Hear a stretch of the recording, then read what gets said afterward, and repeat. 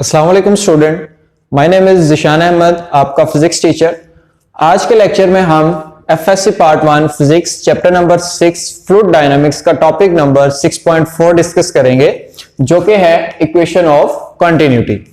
Equation of continuity topic जो है ये लॉन्ग क्वेश्चन के लिहाज से इस चैप्टर के अंदर इंपॉर्टेंट क्वेश्चन है। ठीक है, तो इसको आपने अच्छे से प्रिपेयर करना है, इंपॉर्टेंट लॉन्ग क्वेश्चन है। उसके बाद इक्वेशन ऑफ कंटिन्यूटी के अंदर हमने क्या चीज स्टडी करनी है, उसके हवाले से ये याद रखना है कि जो इक्वेशन ऑफ कंटिन्यूटी है इसको लॉ ऑफ कंजर्वेशन ऑफ मास का नाम भी दिया जाता है। ठीक है, तो ये आपने चीज याद रखनी है कि जो इक्वेशन ऑफ कंटिन्यूटी है ये लॉ ऑफ कंजर्वेशन ऑफ मास भी कहलाता है। लॉ ऑफ कंजर्वेशन ऑफ मास। ठीक है, तो एमसीक्यूज के लिहाज से भी इसको आपने ध्यान में रखना है। एमसीक्यूज में भी पूछा जा सकता है कि इक्वेशन ऑफ कंटिन्यूटी जो है वो कौन से लॉ को फॉलो करता है, law of conservation of energy, mass and so on. तो आपने याद रखना है कि जो इक्वेशन ऑफ कंटिन्यूटी है वो लॉ ऑफ कंजर्वेशन ऑफ मास भी कहलाई जाती है। ठीक है, उसके बाद इसकी डेफिनेशन की तरफ आते हैं कि डेफिनेशन में क्या है। अब डेफिनेशन के अंदर द प्रोडक्ट, यानी हमने प्रोडक्ट फाइंड करना है। इसका मतलब एक चीज क्लियर होगी कि हमें क्या फाइंड करना है, product of cross sectional area A of the pipe and the fluid speed, और फ्लूइड की स्पीड यानी एरिया एंड फ्लूइड स्पीड, इन दोनों का क्या लेना है, प्रोडक्ट।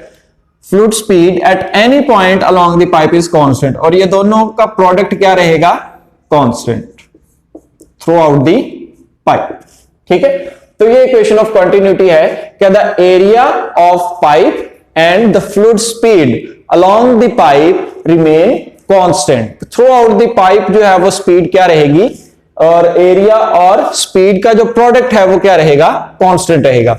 इसको अंडरस्टैंड करने के लिए एक एग्जांपल ये है कि अक्सर आपने देखा होगा कि जब हम पानी का छिड़काव करते हैं पाइप के जरिए, ठीक है, तो अब हम क्या करते हैं कि अगर उस पाइप को दबाएं तो दबाने की वजह से जो पाइप का एरिया है वो क्या हो जाता है, कम, और एरिया कम होने की वजह से जो फ्लूइड की स्पीड है वो क्या हो जाती है, ज्यादा। और सिमिलरली अगर हम उसको वापस छोड़ दें, अब वापस छोड़ने की वजह से एरिया पाइप का ज्यादा हो जाएगा, और पाइप का एरिया ज्यादा होने की वजह से जो फ्लूइड की स्पीड है वो क्या हो जाएगी, कम हो जाएगी। ठीक है, अब यहां पर यह चीज भी याद रखनी है कि जब हम पाइप को प्रेस करते हैं एरिया कम होता है और फ्लूइड की स्पीड ज्यादा होती है, तो इसका यह हरगिज मतलब नहीं है कि उस दौरान जो फ्लूइड निकल रहा है वो ज्यादा निकल रहा है, ऐसा बिल्कुल नहीं है। जितना फ्लूइड पाइप को प्रेस करने से निकल रहा है उतना ही फ्लूइड पाइप को छोड़ने की वजह से, यानी आपने पाइप को प्रेस नहीं किया हुआ, एरिया ज्यादा है, स्पीड कम है, तब भी उतना ही फ्लूइड निकलेगा। ठीक है, अगर हम एक यूनिट टाइम के अंदर उसको देखें, कैलकुलेट करें अगर उस चीज को। ठीक है, तो ये याद रखना है कि area of the pipe and speed of the fluid दोनों का प्रोडक्ट जो है वो क्या रहेगा, through out the pipe constant. उसके बाद अब ये जो कांस्टेंट है ये किस चीज के इक्वल होता है, इसको भी आपने ध्यान में रखना है कि ये जो कांस्टेंट है ये इक्वल होता है वॉल्यूम ओवर टाइम। ठीक है, वॉल्यूम पर यूनिट टाइम के इक्वल होगा ये कांस्टेंट। इसको हम लास्ट पे देखेंगे भी, ठीक है, डेरिवेशन करने के बाद। So let's start. अब नेक्स्ट कुछ इसकी डेरिवेशन को अंडरस्टैंड करने से पहले कुछ बेसिक फार्मूलाज जो हैं वो आपने जहन में रखने हैं, इनको रिवाइज कर लेना है। फार्मूलाज रिवाइज करने की वजह से जो डेरिवेशन है इक्वेशन ऑफ कंटिन्यूटी की वो इजी हो जाएगी। अब बेसिक फार्मूलाज में पहला फार्मूला है डेंसिटी का। हम जानते हैं कि डेंसिटी इक्वल होती है मास पर यूनिट वॉल्यूम।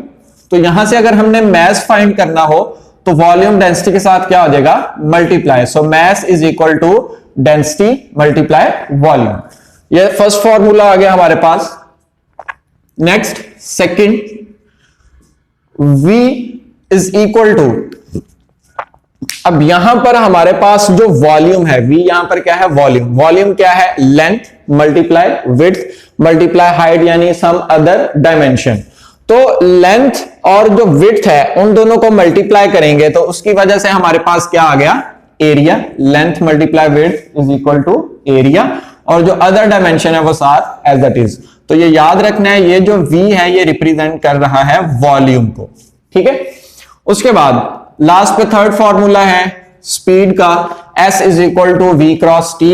इस s को हम रिप्लेस कर सकते हैं x के साथ, ठीक है, कोई स्पीड है x भी, तो x इज इक्वल टू क्या बन जाएगा, v क्रॉस t, ठीक है। यहां पे s जो है ये डिस्टेंस है, उसको हमने रिप्लेस किया है x के साथ, यानी x भी क्या है, कोई डिस्टेंस है, और वो इक्वल आ जाएगा v क्रॉस t के। तो ये तीन बेसिक फॉर्मूलाज हैं जो आपने जहन में रखने हैं डेरिवेशन के दौरान, ठीक है। उसके बाद अब हम उसकी डेरिवेशन स्टार्ट करते हैं, उससे पहले डायग्राम को अंडरस्टैंड कर लें। अब डायग्राम में क्या है कि एक पाइप है, उसके दो एंड हैं, ये फर्स्ट एंड इसको अंडरस्टैंड समझ लें, इसको सेकंड एंड कंसीडर कर लेते हैं हम। अब यहां पर ये क्या है हमारे पास, इस पाइप का cross sectional area first and का, तो इसको हमने नाम दे दिया A1 यानी एरिया 1। और उसके बाद यहां पे जो फ्लूइड ने फ्लो करना है ये उसकी स्पीड V1, और ये जो फ्लूइड ने एरिया यहां पर जो डिस्टेंस कवर किया हुआ है वो है डेल x1। उसके बाद ये फ्लूइड फ्लो करता हुआ पाइप के दूसरे एंड तक जब पहुंचेगा तो यहां पे एरिया ज्यादा होने की वजह से जो फ्लूइड का डिस्टेंस था वो उसको हाइट में ज्यादा आ जाएगा, ठीक है, क्योंकि यहां पर पाइप का एरिया ज्यादा है। तो इसको हम नाम दे लेते हैं डेल x2, यानी कितना उसने डिस्टेंस कवर किया हुआ है यहां पे। उसके बाद यहां पे जो इसकी स्पीड होगी फ्लूइड की दैट इज v2, और यहां पर इस एंड का जो क्रॉस सेक्शनल एरिया होगा वो हमारे पास आ गया A2।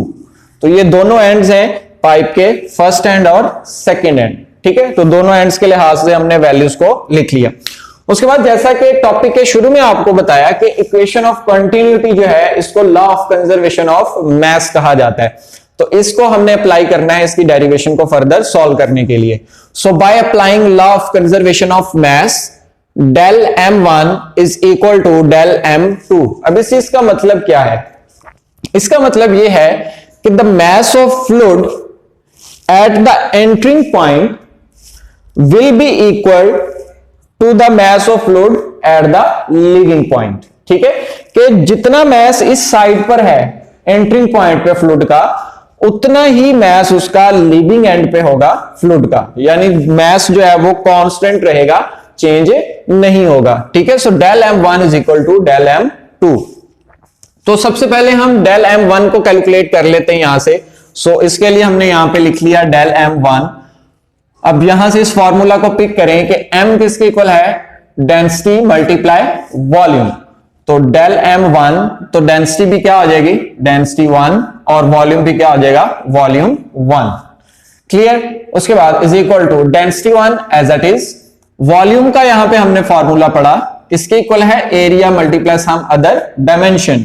तो इसको हम चेंज कर सकते हैं, V1 चेंज हो जाएगा A1 मल्टीप्लाई डेल x1, क्योंकि यहां पे हमने ये चेंज इन डिस्टेंस हमने लिया है फ्लूइड का। उसके बाद नेक्स्ट, अब ये जो डेल x1 है इसको हमने फर्दर चेंज करना है इस चीज के अंदर। कैसे, according to the third formula जो हमने पढ़ा, x इक्वल है v cross t। So del x1 will be equal to v1 multiply, time है तो डेल t। अब टाइम के साथ हमने 1 नहीं लगाना, वो क्यों नहीं लगाना, क्योंकि हमने यहां पर टाइम को रखना है इंडिपेंडेंट, टाइम को डिपेंडेंट नहीं करना, टाइम को इंडिपेंडेंट रखना है, तो इसलिए यहां पे आपने 1 प्लेस नहीं करना इसके साथ। तो ये हमारे पास इक्वेशन आ गई डेल m1 के लिए। तो सिमिलरली अगर डेल m1 इस चीज के इक्वल है तो इसी की हेल्प से हम डेल m2 की भी इक्वेशन लिख सकते हैं। तो वो क्या बन जाएगी, del m2 is equal to density 1 है तो इसके लिए क्या आ जाएगी, डेंसिटी 2, एरिया 1 एरिया 2, ये अब क्या है, स्पीड, ठीक है। v1 जो है यहां पर क्या है, स्पीड, x को हमने चेंज किया था इसके अंदर, तो ये यहां पे वॉल्यूम नहीं है, ये क्या है, यहां पे स्पीड है। सो v मल्टीप्लाई टाइम, सो v2, और टाइम जो यहां पर भी हमने 2 नहीं प्लेस करना है क्योंकि टाइम को हमने इंडिपेंडेंट रखना है। अब by according to law of conservation of mass, del m1 is equal to del m2, दोनों की वैल्यूज पुट कर दें। डेल m1 की जगह ये वैल्यू आ गई, density 1 A1 V1 del t, और डेल m2 की जगह ये वैल्यू आ जाएगी, density 2 A2 V2 del t। अब यहां पर देखें डेल t से डेल t कैंसिल, क्लियर। उसके बाद क्या बच जाएगा हमारे पास, यहां पर एक चीज आपने ये भी याद रख लेनी है कि डेंसिटी 1 इक्वल है डेंसिटी 2 के, सो इन दोनों को हम ओवरऑल लिख सकते हैं simple is equal to density, क्योंकि डेंसिटी कांस्टेंट रहेगी, ठीक है। तो इसलिए हम डेंसिटी 1 डेंसिटी 2 को क्या लिखेंगे, सिंपल डेंसिटी के इक्वल। तो ये डेंसिटी 1 भी चेंज हो जाएगी सिंपल डेंसिटी में, A1 as it is, V1 as it is, del T cancel हो चुका है, इज इक्वल टू डेंसिटी 2 को भी हम लिख देंगे simple density A2 as it is, V2 as it is. So again density से डेंसिटी कैंसिल, रिमेनिंग चीज क्या बच गई हमारे पास, A1 V1 is equal to, यहां से क्या बच गया, A2 V2, और ये दोनों किसके इक्वल होंगे, कांस्टेंट, ठीक है। A1 the product of cross sectional area A of the pipe and the fluid speed V remain constant through out the pipe. तो यही हमने सबसे पहले डेफिनेशन के साथ हमने इस फॉर्मूला को लिखा था और इसी को हमने प्रूफ किया है थ्रू आउट द डेरिवेशन को सॉल्व करके। So A cross V is equal to constant, AV is equal to constant, यानी एरिया और जो फ्लूइड स्पीड है वो दोनों क्या रहेंगे, कांस्टेंट रहेंगे, चेंज नहीं होंगे। उसके बाद एक चीज जो हमने यहां पे देखी कि ये जो कांस्टेंट है वो इक्वल आता है वॉल्यूम ओवर टाइम के। ये कैसे इक्वल आता है, तो देखें ये हमने निकाला AV is equal to constant. अब यहां पर A क्या है, एरिया, आपने याद रखना एरिया है, और V यहां पर क्या है, वॉल्यूम नहीं है बल्कि स्पीड है, स्पीड ऑफ फ्लूइड, ठीक है। तो एरिया का जो यूनिट है वो हम क्या लिखते हैं, मीटर स्क्वायर, और ये क्या है, स्पीड, स्पीड क्या होती है, मीटर पर second is equal to constant as it is. अब मीटर स्क्वायर और मीटर मल्टीप्लाई होंगे तो क्या बन जाएगा, metre cube divided by second is equal to constant. अब मीटर क्यूब किस चीज का यूनिट होता है, वॉल्यूम का। सो मीटर क्यूब की जगह हम क्या लिख सकते हैं, वॉल्यूम, और सेकंड किसका यूनिट होता है, टाइम का। तो सेकंड की जगह हम लिख सकते हैं टाइम इज इक्वल टू क्या आ गया, कांस्टेंट। तो यही वो फॉर्मूला था जो यहां पर हमने लिखा कि जो कांस्टेंट है वो इक्वल होता है वॉल्यूम ओवर टाइम के। तो ये हमने अकॉर्डिंग टू दिस प्रूफ भी कर लिया कि जो कांस्टेंट है वो किसके इक्वल आ रहा है, वॉल्यूम ओवर टाइम के। तो ये था हमारा आज का टॉपिक, इक्वेशन ऑफ कंटिन्यूटी। इसको अच्छे से प्रिपेयर करें, इसको अच्छे से तैयार करें, समझें, क्योंकि ये लॉन्ग क्वेश्चन के लिहाज से इंपॉर्टेंट क्वेश्चन है इस चैप्टर का। इंशाल्लाह अगले लेक्चर में फिर हाजिर होंगे। अल्लाह हाफिज।